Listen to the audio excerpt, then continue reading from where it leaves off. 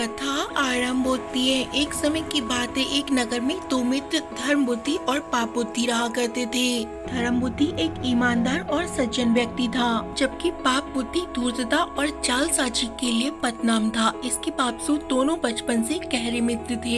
एक दिन पापबुद्धि ने धर्मबुद्धि को पैसा कमाने का एक विचार सुझाया, जिसे सुनकर धर्मबुद्धि सहर्ष सम्मति दे दी। उन्होंने एक दुकान खोली और बड़ी मेहनत से अपना व्यापार खड़ा किया।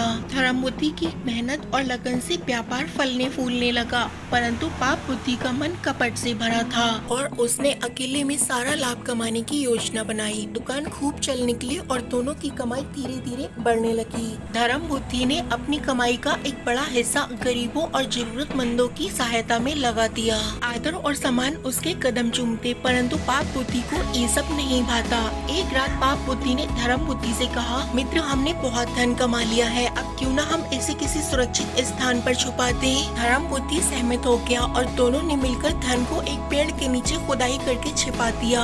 कुछ समय बाद पापबुद्धि ने धन को चुराने की योजना बनाई और एक रात चोरी छुपे धन को निकाल लिया।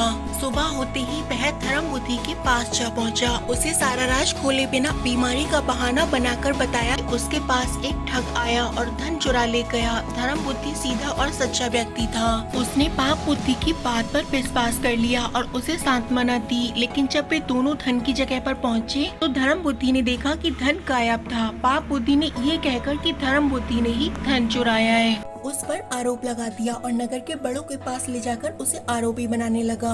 धर्मबुद्धि ने न्याय की गुहार लगाई और न्यायाधीश ने दोनों की कहानी सुनी। न्यायाधीश बड़ा बुद्धिमान था। उसने धर्मबुद्धि से कहा कि वह पेड़ से पूछेगा धन के बारे में। जब पेड़ से प्रश्न किया गया तो उसने कहा कि उसने पापबुद्धि को रात को धन चुराते हुए देखा था। पापबुद्धि पकड़ा गया और धर्मबुद्धि को न्याय मिला। न्यायाधीश ने पापबुद्धि को सजा दी और धर्मबुद्धि को सारा धन वापस मिल गया। इस घटना के नगर के लोगों को एक नया पाठ सिखाया कि बुराई का अंत बुरा होता है और सच्चाई की जीत होती है। ईमानदारी और सच्चाई की हमेशा विजय होती है, जबकि धोखाधड़ी और बुराई का अंत हमेशा दुखद होता है। दोस्तों, हमें उम्मीद है कि most powerful motivation story in Hindi का आप पर पॉजिटिव असर पड़ा होगा। ऐसी ही और प्रेरणादायक कहानियाँ सुनने के लिए इस चैनल से जुड़े रहें। इस कहानी को अपने दोस्तों को शेयर और चैनल को सब्सक्राइब जरूर करें।